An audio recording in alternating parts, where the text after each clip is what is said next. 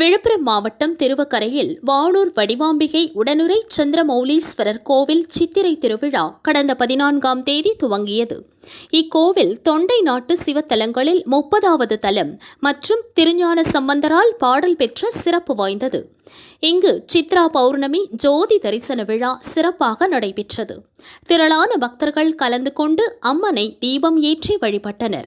தொடர்ச்சியாக அம்மனுக்கு 1008 பால் குடங்களை ஊர்வலமாக பக்தர்கள் கொண்டு வந்து மூலவர் வக்ரகாளி அம்மனுக்கு பாலாபிஷேகம் செய்து வழிபட்டனர்.